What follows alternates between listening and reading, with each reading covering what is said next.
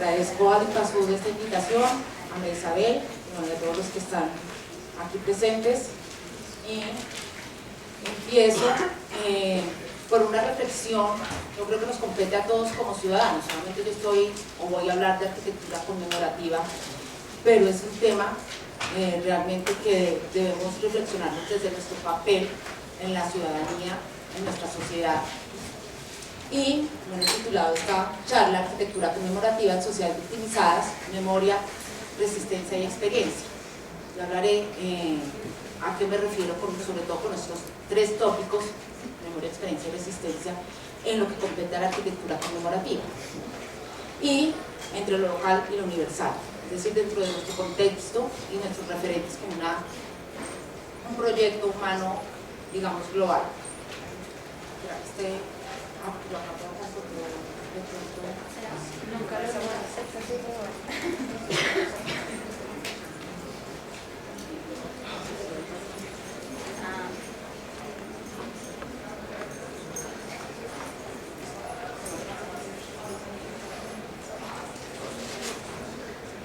Bueno, parto de un edificio que para ustedes es bastante familiar, el Palacio de Justicia de Bogotá.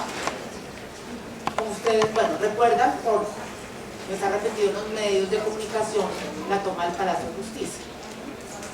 Muchos no habían nacido en ese momento, la toma en 1985, y como ven, este es el nuevo edificio del Palacio de Justicia de Bogotá, en la Plaza de Bolívar, y hago doble énfasis en este edificio. Se trata primero de un acto de violencia emblemático.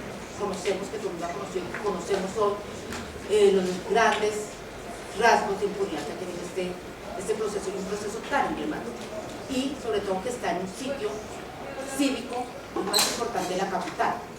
De hecho, si ustedes ven, la Plaza Bolívar está conformada por el Capitolio, que es la sede del Congreso, la alcaldía, la sede local del gobierno distrital, la iglesia, que es la catedral, que es desde los principios de las fundaciones de las ciudades, esto era el poder religioso. Y si ustedes ven en un eje norte, sur-norte, después detrás del Capitolio, está el Palacio de Nariño. Es decir, los tres poderes, la justicia, el judicial, el legislativo y el ejecutivo.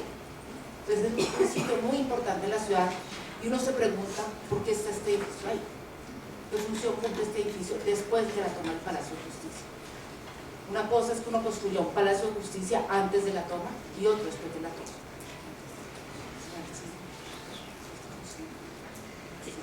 Bueno, aquí vemos el anterior Palacio de Justicia, que de hecho, bueno, no me puedo alargar mucho en el análisis del edificio.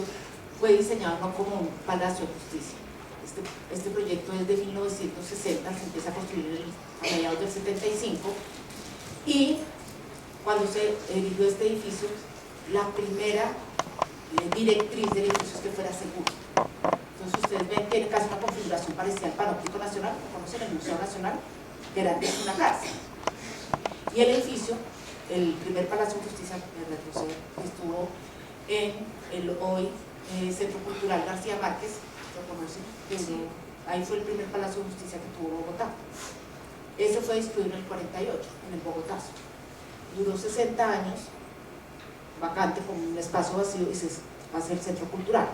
Para el 60 se proyecta un nuevo Palacio de Justicia que estuviera en la Plaza de Bolívar, que cumpliera con todas sus rigores, pero la justicia siempre ha estado rodando en sedes provisionales. Se proyecta este nuevo palacio, pero lo importante es que fuera muy seguro, tan seguro que nos fue casi posible, bueno, por otros motivos, casi sacar a las personas. ¿Sí? Cuando hubo la toma del palacio, era totalmente un cerramiento, solo tenía ese acceso principal. Y vemos algunas de las imágenes que para ustedes son, digamos, familiares. Estas otras las hemos visto en periódicos, en noticias, en revistas, y uno se pregunta es, la fuerza militar entrando a un Palacio de Justicia desde el que se había tomado la guerrilla del 19. Estas imágenes, pues, emblemáticas, el incendio del palacio, el interior del palacio, como quedó después de la toma y la contratoma, y el nuevo palacio, uno se preguntaría, ¿cuál sería la función de este edificio después de la toma y la contratoma? Uno dice, ¿por qué no se hizo un monumento? Un edificio conmemorativo al, digamos, holocausto nuestro. Fueron más de 100 víctimas de sociedad civil, sobre todo me refiero ahorita a cultura conmemorativa a sociedad civil, ¿sí? A los blancos, que era la población civil, había magistrados, visitantes, empleados, un celador, o sea, población civil. Y el edificio se erige como si no hubiera pasado nada ahí. De hecho, lo único que se mantiene en el anterior Palacio de Justicia es las letras grabadas en piedra que están en la inscripción de la fachada principal. ¿Se acuerdan cuál es? Santander. Las armas os han dado la independencia, las leyes os darán la libertad. ¿Ustedes creen que esa frase inscrita como un monumento en piedra después de la toma del Palacio de Justicia tiene ese mismo sentido que podría tener originalmente? Es una desfachatez. Uno dice, ¿cómo es posible que después de lo que pasa vuelvan a poner eso? Sí, cuando dice las armas os han dado la independencia, aquí las armas, ¿qué fue lo que dieron? La muerte de toda una sede importante de los magistrados, y que el edificio el edificio se destruye en 1985 y se empieza a promover la reconstrucción del edificio, pero que fuera igual, como si nada hubiera pasado idéntico. Lo que pasa es que no se hace idéntico porque empiezan ciertos cambios, que el problema de la demolición, y en 1991 la obra todavía no había concluido, y se acuerdan que esto pasó en 1991, la Constitución cambió los poderes, ¿sí? Y se hace una tribunal aparte, y dice, no podemos hacer el palacio tal cual porque según la Constitución ahora hay otros poderes y hay otro orden. Si tuvieron eso en cuenta para cambiar el proyecto, y se cambia el proyecto también porque está el Congreso, el Consejo de la Judicatura, se tienen en cuenta esos factores. Y además en 1988, es decir, 3 años después de la toma del Palacio de Justicia, en 1988 Bogotá cumplía 450 años. Se hizo un concurso para ver cómo se imaginaba la Plaza Bolívar, el sitio emblemático de la ciudad, en 2038, es decir, cuando Bogotá cumpliera los 500 años. Hubo propuestas conmemorativas ahí. Entonces, como eso, nada de eso se pudo todo. Y al final se construye el nuevo palacio, que termina también siendo un búnker, porque las directrices de diseño fueron los paradigmas de seguridad. No era ni siquiera un palacio de justicia, es decir, lo que caracteriza un edificio público, que es transparente, con acceso al público, con unas características especiales, monumentales, y lo que se hace es un búnker, que también tiene doble cámara. Está importante que sea la seguridad, pero entonces uno termina diciendo, esto está jugando entre el simulacro, simula lo que no es decir, simula un palacio de justicia que no es, ¿sí? Y disimula el miedo que lo acompaña, ¿sí? El miedo como sector de diseño, y nada de conmemoración. Al final deciden hacer una placa por el acceso trasero del edificio, además en un zócalo. Los zócalos son estas partes bajas de las escaleras, estas alturas, los lugares menos visibles o de menos importancia. Entonces, el Palacio de Justicia Alfonso Reyes Echandía. Y luego, cuando uno accede por el acceso trasero, 2 placas al lado y lado con los 11 magistrados inmolados en el palacio. No más víctimas, solo los magistrados. Nomás dice uno, cuando comete un error en arquitectura, si uno va simétricamente, lo comete 2 veces. Es decir, la misma placa al lado y lado. Los 11 magistrados y los 11 magistrados inmolados. Y me dice, ¿cómo toda una sociedad permitió esto? Y el gremio arquitectos fue un comité de diseño donde hubo más de 30 arquitectos asesorando. ¿Cómo es que el mismo Poder Judicial, cómo es que nadie propuso, bueno, una de las propuestas que se tuvieron en cuenta, un edificio conmemorativo? Y esta era la conmemoración. Entonces era también cuestionarnos sobre qué es también la memoria. Si uno dice, esto es un caso tan emblemático, en un lugar tan emblemático, ¿qué se puede imaginar del resto? Y cuando uno ve las actividades de conmemoración, por lo general, parten primero de las víctimas, los dolientes, las organizaciones sociales. Entonces uno ha visto ahí alrededor siempre un montón de actos que están comandados sobre todo por las víctimas y además pidiendo justicia, además que esta es la injusticia mayor, pidiendo justicia, o los artistas. Ustedes hace 8 días tuvieron una clase, la charla con Pino, cuando uno habla del la resistencia que ejerce un artista, pero es una resistencia que se ejerce a nivel individual. Mientras que cuando uno habla de arquitectura conmemorativa, parte es de un poder institucional, cuando se institucionaliza un duelo que se comparte públicamente. Y entonces veíamos acciones de artistas. Esta es una postal de Gustavo Zaramea, que hace unos fotomontajes, y vemos la tanqueta sobre el Palacio de Justicia. No vemos la sangre, no vemos nada, pero está dándonos el mensaje. Además dice Palacio de Justicia documento, con un documento casi testimonial para que uno abra a la imaginación. Si uno es colombiano, más o menos sabe de qué se trata, pero si es cualquier extranjero que no sabe, el Palacio de Justicia al menos dice es el poder militar que se sobrepuso sobre el poder judicial. Al menos, sí, esa lectura inmediata puede haber, y documentos para que uno abra, ¿sí?, qué es lo que hay ahí. Otra, también postal de Gustavo Zaramea, que se llama Memoria del Palacio de Justicia. Además, si ustedes ven el Capitolio, ustedes verían acá como que la plaza es mucho más grande, ¿sí? Hay un efecto de distorsión, porque la foto sería hasta acá. Y todo esto, además una grieta y una imagen. Entonces era la idea, además, ¿qué está haciendo? Como si esto era todavía más retrocedido del Palacio de Justicia. Pues la plaza se agrandara y el gran vacío, esto sería el vacío que generó el Palacio de Justicia. Entonces, como dice, ahí casi será como una idea de una grieta antimonumento. ¿Sí? Pero si ahí nada se puede levantar, solo una grieta. Además también hay un eje, ustedes ven, y si algunos saben de los monumentos en Bogotá, este eje, si ustedes van desde el Palacio de Justicia, en el Palacio de Justicia había antes una escultura, todo dentro del mismo eje, de Márquez, que era uno de los primeros presidentes del Palacio de Justicia, de la Corte Suprema de Justicia, el presidente de Colombia. Luego está, bueno, la naciente república. Luego está en la mitad de la plaza, ¿quién es? Simón Bolívar. Luego dentro del Capitolio, Mosquera. Luego detrás del Capitolio, Nariño.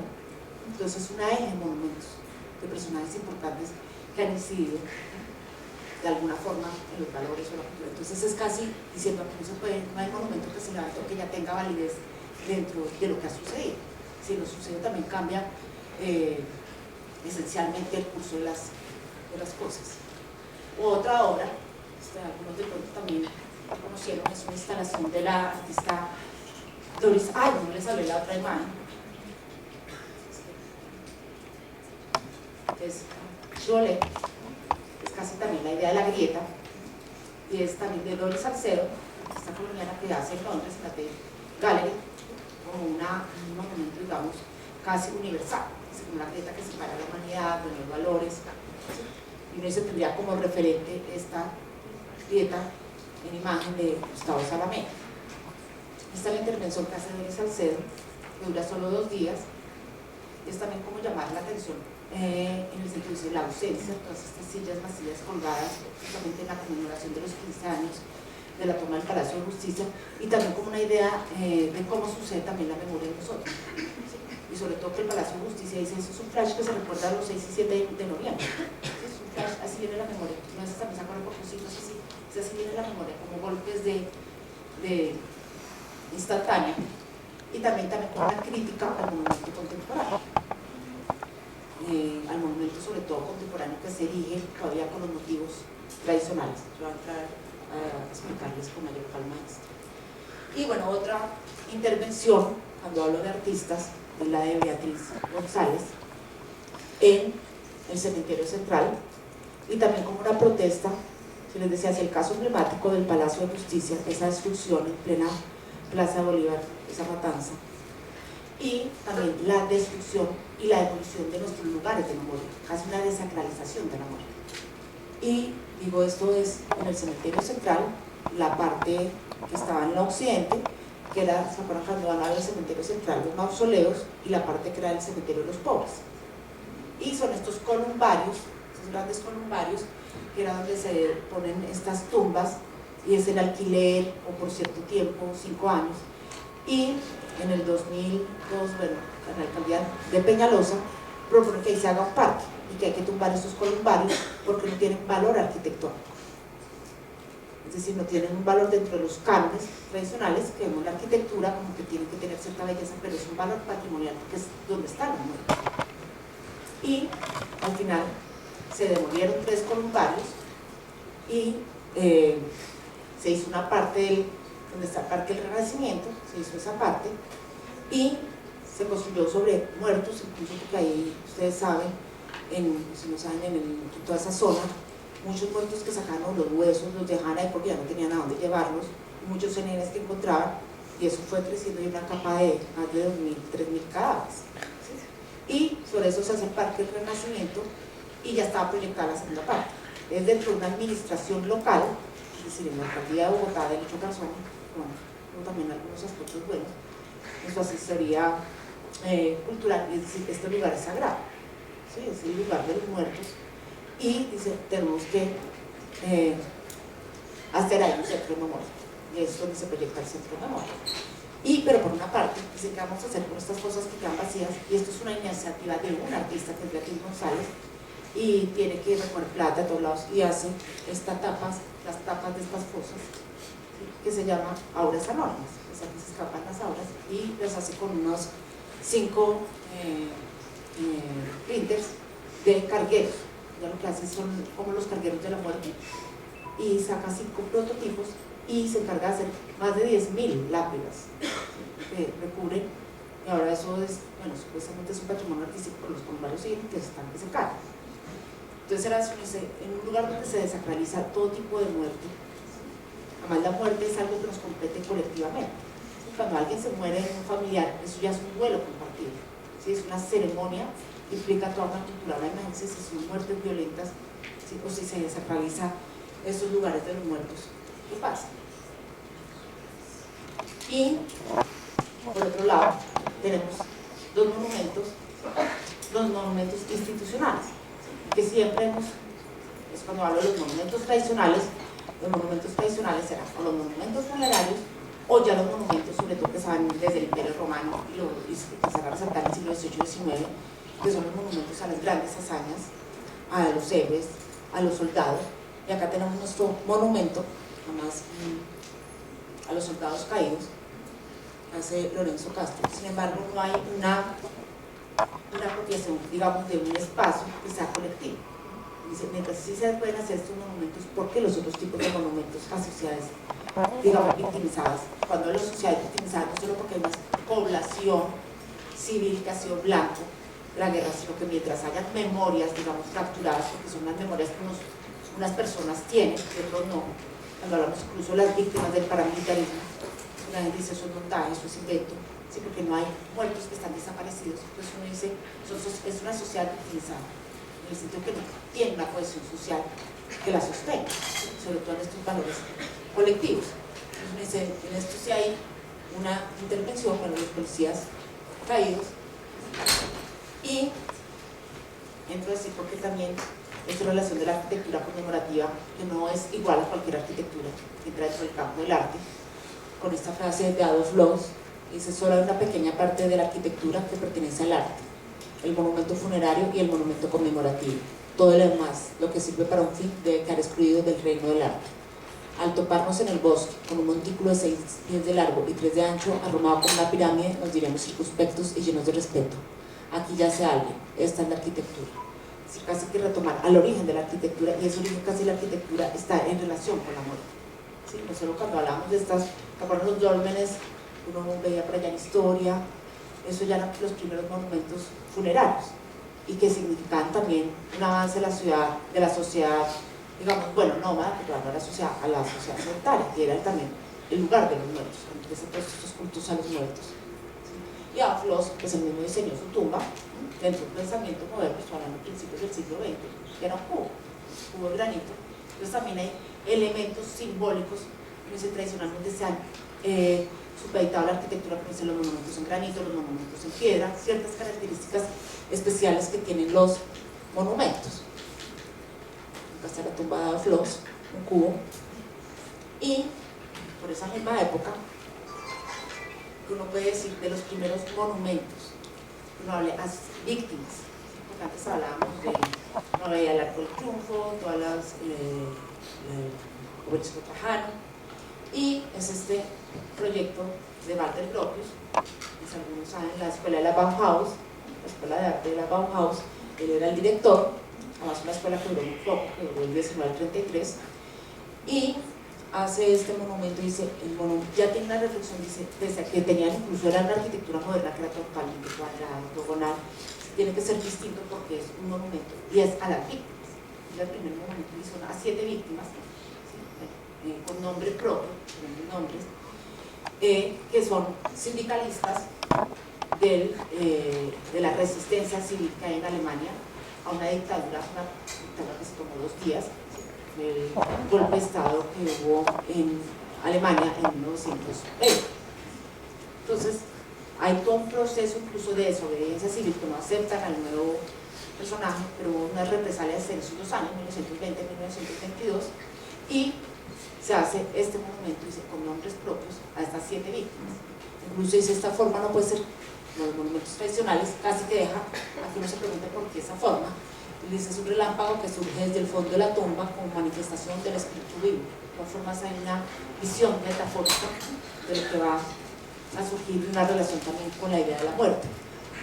Nuevamente este monumento dentro del régimen nazi fue demolido, además era en aquella época lo que era el arte degenerativo degenerado, llamaban este tipo de monumentos, y luego bueno, se reconstruye el monumento, actualmente está en la foto de la reconstrucción, y claro, uno dice, ¿qué hizo que uno se fuera, digamos, a otro lado? Uno dice, si yo pienso que tiene que haber algún monumento, o uno piensa, siempre tiene que haber una ceremonia, si es como si alguien se muriera en la casa y se muriera la mamá y no siguiera a cocinar y no hiciera ninguna ceremonia, uno dice, hay algo, culturalmente tenemos ese código, ¿sí?, de la muerte compartida y el duelo compartido.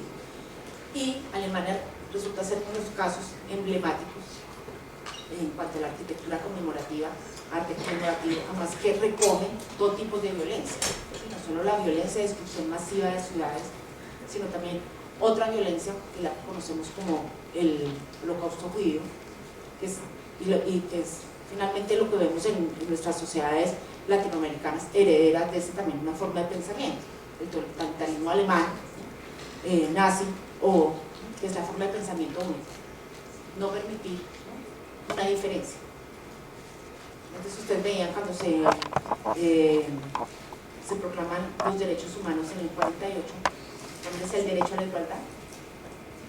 Entonces también hay un discurso cuando todos tenemos que ser iguales. Realmente hay, y sobre todo cuando no se proclaman estos discursos, qué significan y qué puede ser, digamos, solo a nivel retórico o de contenido para una sociedad. Y cuando uno hablaba de estos regímenes totalitaristas que acometen contra la población civil y sobre todo la crisis de la modernidad, uno dice, el crimen no tuvo nombre, no tuvo lugar. No voy a entrar en detalle con esto. Y bueno, estos son algunos de los monumentos de Rosa Luxemburgo. Entonces, ciertos monumentos que empiezan a romper, digamos, tanto con el esquema formal de los anteriores monumentos, porque si hay otro motivo de estos monumentos, que son víctimas, pero igual tenemos víctimas con nombre propio hasta el momento, o bueno, los típicos de los soldados, los militares. Voy a pasar un poco rápido. Y este es un monumento de Le Corbusier en Chandigarh. Además que arquitectos empiezan a hacer este tipo de obras, se llama La Mano Abierta, que es una cosa de la consideración en Chandigarh, una nueva ciudad, ¿se acuerdan? La India supeditada a Inglaterra, cuando logra su libertad, y hace un centro que se llama la Fosa de la Consideración, que era bueno, como un monumento de la ciudad, y en este se erige esta mano, la mano abierta de Le Corbusier, y él dice también porque un arquitecto, un artista también tiene que tener un compromiso político explícito, y no político que demuestra la idea de la derecha o de la izquierda, sino un sentido no político, como una intervención dentro de la colectividad y de una apuesta crítica. La institución es de izquierda, pero dicen que al final no quiere presiones de derecha ni de izquierda, sino que nos tiene que ubicarse en un lugar ético que le corresponde a la arquitectura, de los arquitectos. Dice, yo nunca me mezclé en política, tengo respeto a quienes sí lo hacen, pero los buenos, pero sí tuve un gesto político, que fue La Mano Abierta. El día que uno de los dos partidos que dividen al mundo en intereses de naturalezas opuestas me hizo elegir uno de los lados como un deber moral. En el vuelo de Bogotá en 1951 dibujé la mano abierta. Es decir, esta idea es visualmente es en Bogotá, cuando hace la visita entre el 48 y el 50, y hace la mano abierta. Y estos son algunos de los bosquejos que realiza antes de lograr ya la abstracción, digamos, de lo que es el monumento. Y dice, en 1937 realizaba el boceto del monumento a edificarse en memoria del diputado comunista Bala Couturier. Este contiene solo dos elementos figurativos: una mano abierta hacia el cielo, una cabeza humana simbolizando el concepto de hombre contra el mundo y una protesta contra las injusticias. Y también es una reflexión, la va depurando, dice, de la crisis, digamos, también de los sentimientos de la época, de la tensión entre individuo y sociedad. El hombre está también aterrado de la muerte que es capaz de dar y de la muerte que recibe. Y esa crisis también dice de él, y dice, y si luchar contra los niños, también luchar contra uno mismo. Porque tenemos la mano, finalmente él hace que está como, ustedes ven, la mano está en un eje metálico y la mano gira, como una veleta. Entonces dice que al final potencia esta idea de que no estar alineado, dice, finalmente era irse por el lado de los no alineados. Dice, bueno, estoy como una veleta, pero estoy por encima, digamos, de intereses particulares. Y ya entraré en el caso de Berlín, que les digo que es uno de los lugares emblemáticos, nos puede servir también como referente, y pues no solo como indignación o como modelo a seguir. Me toca que me dice como modelo a seguir cuando uno se fija en su propio lugar, cada uno es como su autorreferente. Aquí tenemos la Operación Berlín, 1945, ustedes ya saben, el régimen nazi está desde 1933 y empieza ya la toma de Berlín por los países no alineados. Y estos son, ya la típica búsqueda de planos de Berlín en 1945. Lo que uno más encuentra es planos militares de los rusos, de los soviéticos, de los americanos, de los franceses, de los ingleses, de los mismos alemanes. O sea, la ciudad se vuelve el campo de guerra. Ya no son estos lugares aparte, sino la ciudad totalmente como un campo de guerra. Y aquí vemos lo que es la caída de Berlín. Bueno, lo que significó toda la destrucción y uno de los grandes símbolos. Además, también cuando se ataca a un lugar, se ataca a símbolos específicos de la cultura, ¿sí? Porque también se materializan en símbolos. Si ustedes hoy vengan, uno oye hablar de los problemas, bueno, en Ucrania, o lo que está pasando, lo que ha pasado en Siria, la destrucción de símbolos concretos. O desde cuando se estudió la Biblioteca Alejandría, o cuando habló de la destrucción acá el 48 del Palacio de Justicia, son símbolos que representan a la sociedad. Entonces también hay una intención de destruir símbolos, o cuando uno habla, por ejemplo, hasta de las Torres Gemelas, son los símbolos, sí, de la grandeza, o sea, estos símbolos, atacar símbolos. Y la torre, la Puerta de Brandenburgo, ha representado como el lugar, bueno, después de que Berlín ha tenido muchos problemas, digamos, en cuanto a su cohesión, en cuanto a lograrse como capital, y era el sitio emblemático, digamos, de uno de los monumentos emblemáticos, la típica columnata dentro del orden griego, no voy a entrar en detalle, y ya lo que significó Berlín totalmente dividida. Lo más significa también, es una particularidad, ¿sí? No solo el muro de Berlín, que al principio hay una división, digamos, virtual, luego totalmente física, de la construcción de los muros. Y si ustedes ven, Berlín es una de las ciudades que más, una pequeña ciudad que tiene muchos aeropuertos. Claro, no se podía acceder libremente. Entonces uno tenía la zona de Estados Unidos, la zona inglesa, la zona francesa, y uno encuentra ahí casi tres, bueno, ahorita solo funcionan dos y todavía no se construyó el último aeropuerto. Y lo que significó la construcción del muro de Berlín, que se hizo casi un día para otro, o sea, se reponó con piedras y todo, y de verdad la gente que uno oye que de un lado, y la gente que está al otro lado, al otro lado. Además, es un muro, no solo es un muro, es una gran banda, es un muro acá 100 hasta 120 metros, la ciudad, muchos elementos quedaron atrapados dentro de ese muro, incluso la puerta de Brandenburgo. Y se levanta así la ciudad, además una ciudad dividida oriental y occidentalmente. Tenemos la construcción del muro y en un lado tenemos que en el lado occidental la gente empieza a usar el muro como un lugar de manifestación artística. Hay unos que dicen como protesta, como semblante del mismo muro de Berlín. Y bueno, hoy encontramos incluso en subastas pedazos del muro de Berlín de artistas que firmaron. Y bueno, acá vemos sobre todo la torre de Brandenburgo y parte, bueno, atrás está el Reichstag, que quedaron atrapados dentro del muro. La ciudad totalmente dividida, algunas zonas de compuertas que permitían el acceso de una ciudad a otra. Y bueno, el emblemático noviembre de 1989, cuando cae el muro, después de 28 años de estar levantado. Hoy incluso uno cree que no, pero hoy en Berlín uno ve todavía, hablando con la gente, hay todavía diferencia y discriminación entre la gente que era del anterior, si era el oriental o occidental. Son los sueldos y los salarios, ¿sí? Que se supone que los occidentales, que eran los que tenían la plata, pagaron impuestos para reconstruir Berlín totalmente. Entonces los otros que todavía no tienen un ingreso, digamos, salarial, hay todavía, sí, pero está en una ciudad, bueno, digamos, que trata de lograr la idea de reunificación. Además, es la ironía también cuando uno habla del pensamiento unitario, totalitario, de ser solo uno, ¿sí? De ser en total, y ahora están hablando de la idea otra vez de unificación, a volver a ser uno. Y también era la idea esa de no poder ser uno porque los judíos no podían ser parte de uno. Y además, uno habla un poco más de eso. Acá está la huellas, más la ciudad hoy, después de que se derrumba el muro, deja ciertos fragmentos como huella de ese lugar o en el piso. Uno ve todavía las huellas del muro de Berlín, o sea, como un vestigio de lo que sucedió. Sí, incluso ahí uno encuentra ciertos campos de concentración.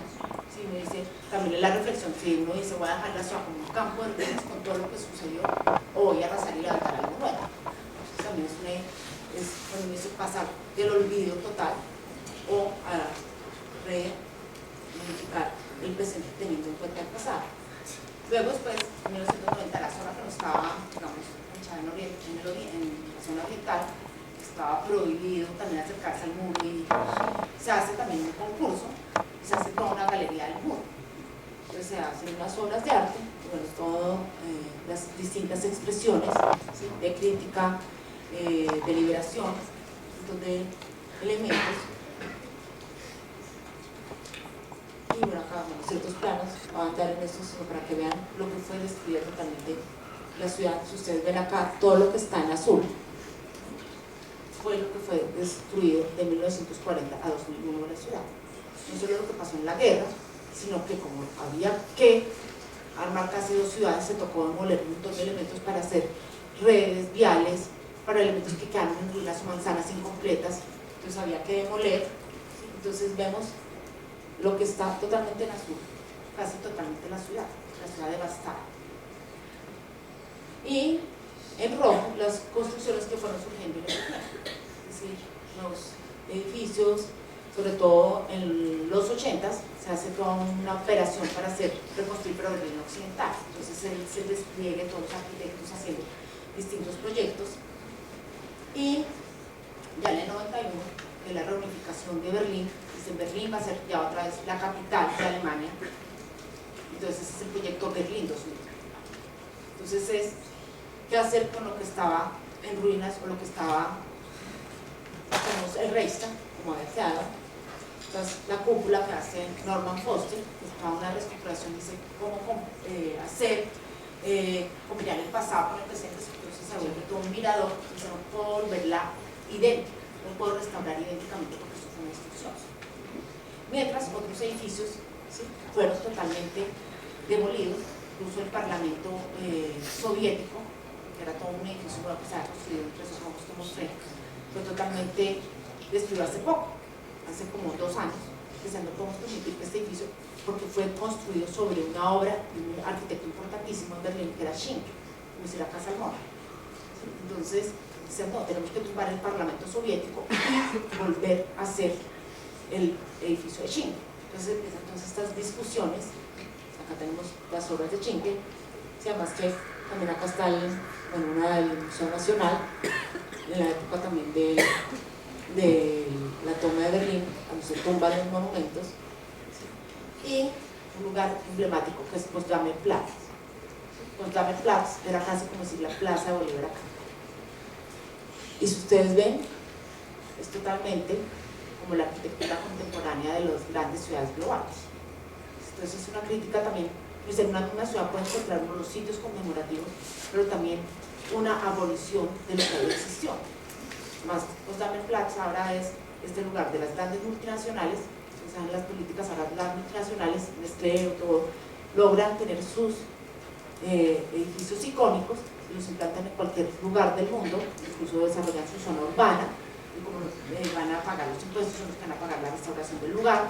Entonces, si vemos Potsdamer Platz, es esto, ¿sí? La exhibición de Sony, de Samsung. Les recomiendo una película, de pronto algunos la han visto, Cielo sobre Berlín, de Wenger. ¿Se acuerdan cuando el dice el poeta que el mundo necesita? Y llega y dice, estoy buscando a Potsdamer Platz.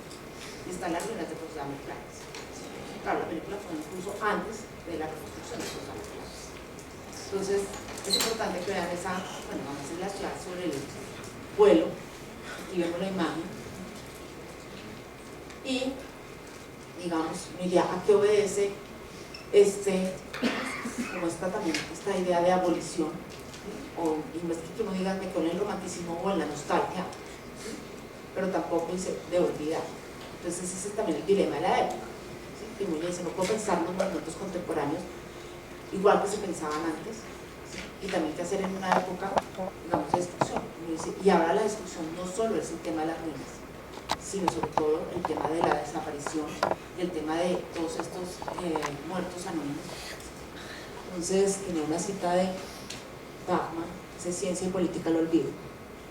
Si se trata de una especie de más allá de la represión, un hiperolvido, olvido absoluto, potencialmente activo en un montón de circunstancias que los nombres de horror, insoportado e impensable vendrían a circunscribir.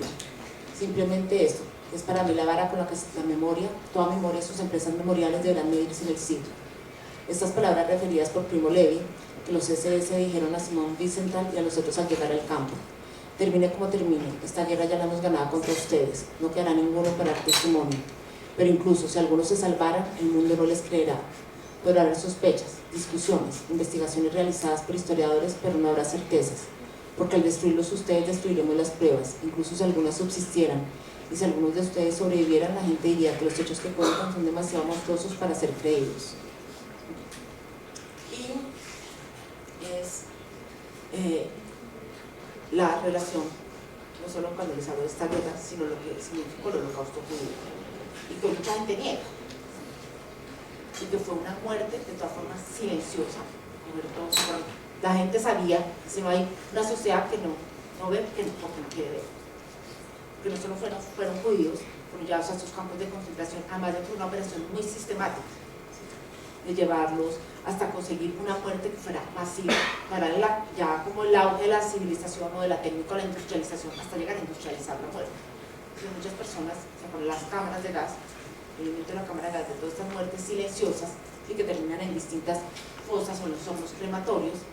Bueno, el Zyklon B, en todas las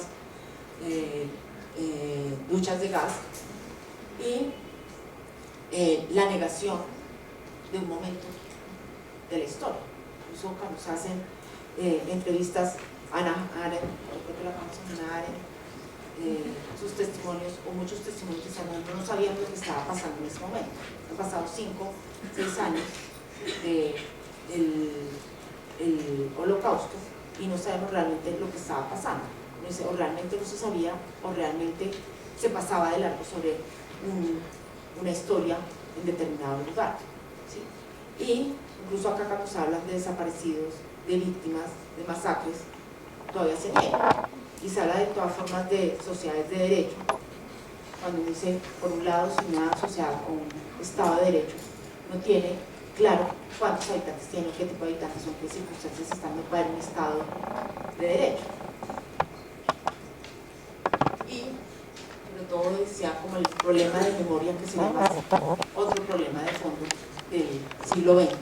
O sea, cómo recordar cuando además de erigirse en dueños de la vida y la muerte de cada hombre, surge la voluntad de adueñarse también al mismo tiempo de lo que conforma y conserva el recuerdo de cada hombre. Dueños de los hombres y de la memoria de los hombres, asegurarse el otro, aniquilar tanto al hombre como al otro, borrar hombres de la lista de los vivos y borrarlos también de la lista de los muertos, como si no hubieran existido nunca, y luego borrar la propia lista, devolver una hoja en blanco y luego hacer desaparecer la hoja misma, reducir las cenizas y luego dispersar estas cenizas y disipar el humo y olor a quemado. No es difícil inferir que el siglo XX inventó quizá el concepto de crimen perfecto, no el que queda impune, sino aquel del que nadie jamás sabrá que tuvo lugar. Un acto en blanco, totalmente sin memoria, el olvido absoluto, memoria impecable, sin mancha, que se acuerda de que nada tuvo lugar nunca. Allí nunca hubo nada, memoria sin pérdida, sin defecto, una memoria que no olvida, donde nada sucedió nunca. Es decir, más allá de la memoria y el olvido, estamos también más allá de ese dilema que tenemos de, digamos, el problema de memoria de la época, cuando hablamos sobre todo cuando dice conmemorar, ¿qué es lo que vamos a conmemorar? Si ya conmemoramos hazañas, si nuestros monumentos serían más indicativos de la decadencia de una civilización o de una sociedad. Si ya no pueden, entonces, regirse por la misma lógica de los monumentos o los elementos que están destinados a memorizar. Lo que pasa es que hoy asistimos a otro dilema, que la industria de la memoria, que es ya cuando ahorita también que estamos con el discurso de la paz, que se empiezan a repartir manillas de la paz, todo el mundo quiere la paz, todo el mundo, y se habla tanto que ya no se llega a fondo o se invisibiliza la cuestión de fondo, cuando ya algo también se repite sin el contenido, y empiezan a pensarse pues, cómo deberían ser los memoriales de este momento. Tenemos a Alvarado en 1960, hace el memorial de la guerra, y eso, bueno, claro, casi dice, tiene un doble sentido figurativo, piensa en la metáfora, dice el arma, un arma, que también es el obelisco doblado, es el obelisco que se pueda erigir, o el monumento a la resistencia que hace Aldo Rossi, no termina, que es todo un cubo, o el monumento para los 6 millones de judíos del Lucán, que tampoco lo construye, lo diseñas en el 66, en ese momento son propuestas, porque no hay un gobierno institucional, es una institución gubernamental, perdón, que pueda avalar este tipo de proyectos. O sea, más sobre todo que implica una decisión de una intervención en un sitio específico, un lugar específico. Y entonces nos preguntaríamos acá, si el siglo XX, elegido como el tiempo de la memoria, por la empresa del recuerdo ya consigo otro olvido, que esa memoria ha querido silenciar. En este contexto, los mismos monumentos que se suponen portadores de memoria pueden ser dispositivos para que el olvido suceda. Frente a esta amenaza, en una época que inventó la destrucción sin ruina, es necesario preguntar qué ausencia ha sido suprimida, es necesario su rescate. ¿Puede la arquitectura y la escultura conmemorativa ubicarse más allá de la memoria y el olvido? Y también es porque al monumento, hoy por hoy, se le daña como dentro de un proceso, casi un protocolo, que eso también es el peligro de esta empresa memorial.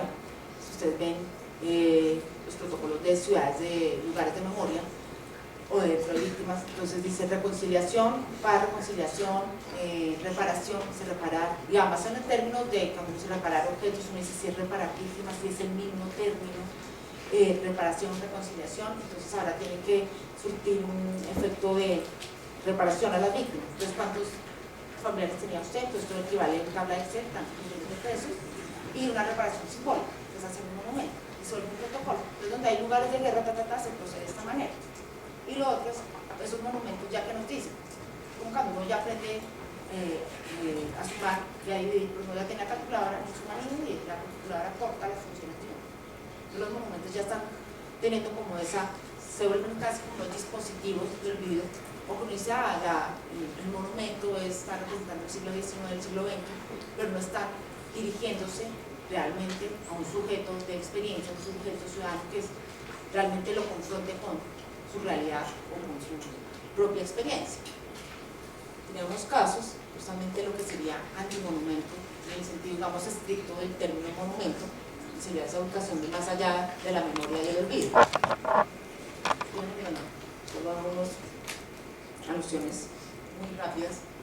La típica columna de Trajano, ustedes ven todas estas inscripciones en piedra, que los monumentos tenían que ser perecederos, los grandes obeliscos que se elevaban al cielo, las series narrativas visuales o textuales, ya grabar en piedra, grabar en letra romana, o todas las narrativas visuales de las hazañas o de una historia, incluso ustedes ven las catedrales medievales, o en todas esas narrativas, ¿sí? Entonces a partir de esas narrativas visuales. Y bueno, hay varios casos en Alemania, justamente unos que se rescatarían, y pues algunos lo conocen, que es el monumento contra el fascismo en Hamburgo, y que hace, bueno, Goebbels, y se trata de una columna de plomo que se instala dentro de un puente urbano, y es de 12 metros de elevado, que está en plomo totalmente, y tiene una inscripción que dice: invitamos a todos los lugareños y visitantes a que estampen acá su firma y transcriban aquí sus ideas, que les confiere, digamos, también todo el tema del fascismo en Alemania. Solamente se dice 12 metros, que las personas alcanzarán a escribir hasta los 2 metros. Pero la columna se programa para que se vaya hundiendo 200 centímetros por año. Entonces, al final todo el mundo puede terminar de escribir, y la columna totalmente se entierra y queda solo la placa. Y la placa dice, puesto que nada puede levantarse en lugar de nosotros contra la injusticia. Entonces, si uno quiere saber del monumento, casi que dice: tengo que hacer una operación o de arqueología, de levantar realmente, o del seguimiento fotográfico que tiene el objeto, o que alguien me cuente. Entonces es casi como decir, volver a esa tradición también oral y de la narración, e implicar al otro, que alguien me cuente, o que yo averigüe, o que yo decide, como así que nadie se puede, algo que me deje cuestionando.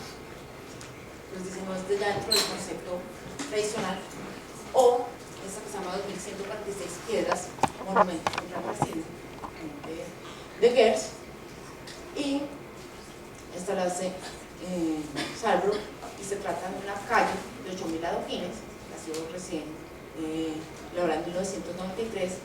Lo que hace esta persona, el artista, es tomar todas las noches, ¿sí?, un adoquín de esos, se averigua el número de cuántos cementerios judíos entre conocidos y secretos, y marca los nombres de esos cementerios, y vuelve a colocar estas piedras, estos adoquines. Además es una calle con 8.000 adoquines, pero indistintamente los vuelve a colocar boca abajo, como si no hubiera hecho nada. Y es después, además lo hace clandestinamente, porque es ilegal tomarse una adoquín en la calle y volverlo a traer, llevar. Entonces son varias noches haciendo todo este procedimiento clandestino, ilegal, anotando estos nombres para volverlos a poner boca abajo. Entonces luego él logra que se vuelva un proyecto que sea aprobado por el gobierno local, es decir, por la alcaldía. Entonces rebautizan la plaza. La plaza se llama la Plaza del Monumento Invisible. Entonces, al preguntarse si el monumento invisible, indica que alguien me tiene que contar de qué se trata. ¿Sí? Entonces, es decir, hice esto, y acudir al registro que tenga el artista de lo que hizo, o tendría que hacer otra ya la operación arqueológica de levantar las piedras en las cuales están los nombres de los cementerios. Entonces casi que obliga que uno sea un sujeto activo, un activo de la memoria, un activo de la tradición, que alguien te tiene que contar, o yo tengo que averiguar de qué se trata. Y empiezan a surgir también, a más, sobre todo después de los 70, cuando los derechos humanos se dice ya no es el derecho a la igualdad, sino que ustedes hoy, sobre todo un debate que sigue vigente, es el derecho a la diferencia. Pero también eso se vuelve otros tipos de fundamentalismo. Entonces tenían que haberse monumentos no solo al gran holocausto judío, que más de 100 millones de personas, sino entonces el monumento a los comunistas, el monumento a los diputados, el monumento a los homosexuales, el monumento, incluso cuando se sienten homosexuales ahora estaban bien, si sale entonces el monumento también a las lesbianas. Entonces ya se vuelve como esa idea de hiperclasificación, esa idea de diferenciación. Sin embargo, bueno, está dentro de toda una política de memoria, justamente el monumento de los homosexuales, además todo el de la placa de Tiergarten, el parque de Tiergarten, se ubican todos estos monumentos. Además ustedes se encuentran al lado de Goethe, y es este gran cubo. Ustedes se asoman acá a esta ventana y lo que encuentran son videos, y ahí también fue la disputa hace 2 años, porque eran 2 hombres besándose y un video de 2 mujeres besándose. las lesbianas estaban siendo discriminadas. Nuevamente se estaba hablando de que era, en ese momento los que se habían asesinado eran hombres. Bueno, entonces uno dice, estoy siendo también anacrónico porque estoy, sí, al momento lo hago hoy, pero estoy resaltando es un hecho de los 40, de los 40. Entonces, ¿cómo se concebía la homosexualidad en ese momento o dentro del nazismo? Entonces empieza.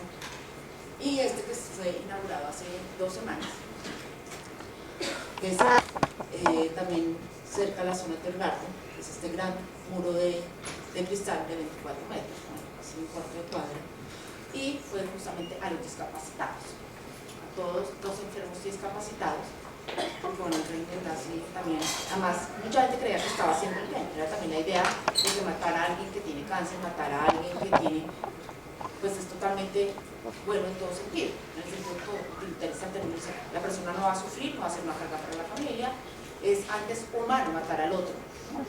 Que tiene todas estas dolencias. Entonces, bueno, y otra era porque estos son los que nos sirven dentro del pensamiento único darwinista, digamos, de la idea. No entrar a 2 proyectos ya para acabar. La ruina de la historia a la objeto de la experiencia. Uno de 2 proyectos, uno es el Museo Judío de Berlín, de Daniel Libeskind, construido en el 2000, es este gran edificio con este elemento y este otro elemento en esta gran construcción, y es como se lanzan unas bases de concurso para construir sobre todo el ala del Museo Judío de Berlín dentro del Museo de Berlín. Y porque el Museo Judío que tuvo Berlín había estado recientemente inaugurado en el 26, fue destruido en el 33, y muchas obras fueron destruidas, otras saqueadas. Incluso había todo un plan, incluso alterno, mientras se fue destruyendo todos los vestigios de artistas judíos, una colecta de obras, porque había el proyecto nacional socialista de construir el museo a la raza extinta. O sea, iban a construir el museo de la raza extinta, que era el museo de lo que se conmemora allá en Neandertal. Entonces, la raza extinta iban a ser los judíos, y a toda una colección de obras y todo un proyecto para construir el museo de la raza extinta. Y incluso muchos judíos participaron, eso también es curioso, ¿sí? Como casi marionetas desde el guión de su propia muerte. Entonces participaron dando obras, sí, no sabían explícitamente, sin embargo uno dice, bueno, ¿cómo se cuestiona? Y empieza desde 1990, un poco antes, en el mundo oriental, a recogerse las obras que habían sido perdidas, y ya el concurso, además, como siempre sale, surge la idea de las víctimas, por eso el papel de las víctimas es tan importante, pasa ciertas organizaciones, solidaridad, y luego vuelve a ser una política de Estado. Y también cuando se hace ese salto cualitativo a ser política de Estado es cuando se institucionaliza también esto. Es cuando se también el temor a estos protocolos de institucionalización. Bueno, entonces dice, el futuro edificio debería comprender 3 áreas principales: la religión judía, la historia de la comunidad judía en Alemania y las vidas y trabajos de los judíos. Además dice porque Berlín era judío berlinesa, sobre todo la ironía en el sentido de que ustedes, bueno, la persecución judía que no hay en territorio, estaban siempre huyendo los programas soviéticos, y es en Berlín donde encontramos mayor acogida los judíos. Bueno, en Alemania, pero sobre todo en Berlín, y empiezan a tener más auge en muchas influencias de la cultura, de la arquitectura, de la poesía, y Berlín en ese momento era de las ciudades con mayor cantidad de judíos. Entonces hay también una cuestión intercultural que se crea Berlín. Dice, entonces Berlín nunca puede ser única siquiera, ¿sí? Porque hay toda una... Y bueno, le hace el mapa metafísico, parte, digamos, del signo judío, Schomburg, listado de anónimos asesinados, desaparecidos, Walter Benjamin, que era su, digamos, su referente intelectual para el y hace todo un proceso de descomposición, que se descompongo, dice, ya no se trata de la composición de la arquitectura, sino de la descomposición de la toma referentes de artistas de Klee. Y, bueno, vamos a ver si rápido la descripción de este edificio. Se trata de un edificio Ustedes tienen que, para entrar a este edificio, uno tiene que entrar al antiguo edificio y uno entra subterráneamente. Y el edificio, si ustedes ven, tiene una implantación de una línea continua, una línea discontinua y una línea continua que está recortada. En Bierce dice casi la idea de la continuidad histórica y de la discontinuidad histórica que incluso significó la presencia de judíos en Berlín.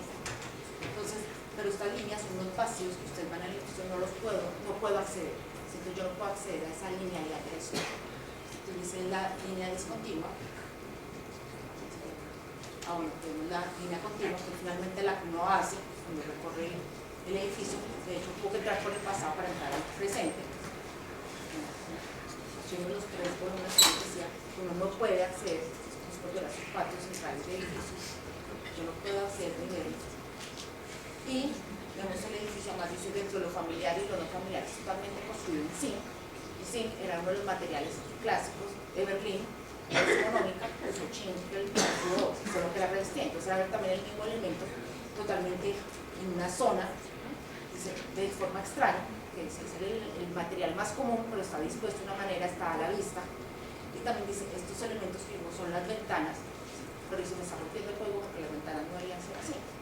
También tiene un doble efecto, casi que uno tenga una idea de desorientación, además el edificio es tan brillante, cuando uno lo mira, excepto si hay verano, uno puede ver si el edificio, cuál es el límite totalmente del edificio, pues la fachada posterior se proyecta, se refleja tanto el otro edificio, que uno no ve casi el límite del edificio, la altura, que uno no sabe si tiene 3 metros, 4 metros, pues más o menos altura por escala. Además el edificio va a ser totalmente torcido. Sí, el edificio va a ser totalmente torcido, lo único que se logra torcido es la entrada, por temas también de verticalidad y gravedad. Y bueno, la idea de las alteraciones, las fachadas, bueno, también las ideas de discontinuidades en los caminos. Entonces, como el lugar de las orientaciones. Entonces, también romper con la idea tradicional de la arquitectura. Ustedes siempre llegan a un sitio y se sienten totalmente orientados porque hay unos caminos, hay unos recorridos, hay un edificio cuadrado, unas paredes. Me rompe todo eso. O sea, rompe también el mundo cartesiano, el que se le da a la arquitectura contemporánea, no somos acostumbrados tradicionalmente. Entonces nos lleva a la experiencia mínima de la arquitectura, pero casi digamos una metáfora también de la historia, que nos desorienta totalmente en esto. Entonces uno tiene que subir las escaleras mirando, porque se cambian las alturas, porque si cierra si ve elementos extraños, entonces uno está más para un edificio de estos que tiene más de 10.000 metros, el edificio está destinado para ser totalmente vacío, o sea, un museo vacío. Y ustedes encuentran esto que ustedes llegan y suben por una rampa, y ya no saben si están en el segundo piso o en el tercer piso. Si ustedes asoman por la ventana, terminan viendo el espejo de la misma ventana o un hueco que accede solo el edificio. Además, ciertos lugares muy oscuros, de repente una luz lo ciega a uno, es también como lo que significa, digamos, dentro de la construcción que puede haber significado el holocausto. Y tiene 3 recorridos, voy a hablar, son 3. Ya hablé del primero, bueno, el general, ya el edificio, como que ya al jardín del exilio y a la torre del holocausto. Además era casi similar a las 3 destinos de los judíos. Este es el del interior del museo, se va cerrando y hay un montón de vigas, entonces tendrá una función estructural porque están a la vista, porque están de esta manera tan brusca. Entonces así que no estoy pensando todo el rato en la arquitectura, este tiempo quise pensar en mi propia experiencia, realmente dice lo que queda es mi experiencia. Este es el recorrido. Aquí ustedes ven, se va cerrando, además dice en perspectiva, como ustedes ven en una foto, siempre van a ver, esto se cierra, pero si uno lo está viendo realmente que se le está cerrando. Entonces llegar como a multiplicar esa experiencia. El jardín del exilio, que son esta columnata, normalmente es una columnata que son con tierra allá de Jerusalén, y es un gran árbol que va creciendo y le genera un laberinto, que el piso está totalmente también ondulado, porque finalmente lo que hace es pues otro arquitecto, y todo el rato como decir, ¿a qué me lleva esto? ¿Sí? Entonces todo el rato están inseguros, no estar ahí es todo el rato estar inseguro, porque tengo que mirar al lado, arriba, al piso. Entonces estoy todo el rato consciente de que la arquitectura era casi como la metáfora, además las columnas están inclinadas, y ya la torre del holocausto, que sencillamente es espacio negro, no solo tiene una luz arriba, casi dice como la metáfora de una luz, dice el vacío casi como pregunta, o el vacío donde yo hago las cosas significado. Dice, a la medida que este vacío uno se haciendo a preguntar, dice, si hay algo lleno, saturado de narrativa, saturado de todo, yo no tengo espacio para cuestionar que no tengo, entonces hace esto, ¿sí? Entonces, con la palabra y la imagen, además también la idea de que si es judío, dice, también porque el tema de los judíos, en la religión, la imagen no estaba permitida como representación. Entonces, bueno, yo creo que dejamos ahí que se vinieron a reafirmar su esperanza que era posible exhibir el pasado en la luz del futuro y el futuro luego en la luz del pasado. O sea, como pensar un monumento que solo es posible en Berlín, solo es posible en el Holocausto judío, solo es posible en una sociedad, digamos, contemporánea, dice más que hacer lugares, además dice lugares emblemáticos, sino que uno se cuestione sobre su propia experiencia. La experiencia que uno, bueno, la experiencia dice, si tú hablas del mismo momento de arquitectura, la experiencia misma de la arquitectura. Y la arquitectura dice ya no como metáfora literal de la sociedad, que dice ya no podemos representar la muerte, así como antes, como una piedra, como una cruz, como se llama. Cuando hay muerte masiva, ya rompemos la idea de la metáfora, la idea de representación. Ya no se puede recordar es a través de la nostalgia, sino ser conscientes y traer el presente, el pasado, no lo traes al presente, y lo abres en el presente. Entonces también era como, además es como llevar eso también, y además a romper discursos clausurados, porque esto sí, o sea, que no puede quedar totalmente clausurado, como llevarlo eso, ¿sí? Desde la misma arquitectura y la misma experiencia de sus con la arquitectura y con su propia historia. Bueno, yo les monto, como que vamos a dar sí, porque les iba a dejar, bueno, más que referentes, además, bueno, lo que ves más con el Museo Judío de Berlín, pues ustedes van a estar repletos, está repleto ahora, sí, además decían que iban a seguir el capricho del arquitecto dejando vacío, sí, esa era la idea, pero hoy está repleto también de las curadurías memoriales, sí, que quieren presentar todo con la historia de los judíos, los objetos de los judíos, que era justamente todo lo contrario de lo que el proyecto. Y eso también lo ve en Berlín, llega a ciertas zonas como dice, ver el museo pintado en todos lados, llega hasta que cuál es el límite de la industria de la memoria, cuál es el lugar de verdad que debe ocuparse con cada uno. Creo que hasta ahí que ya me hicieron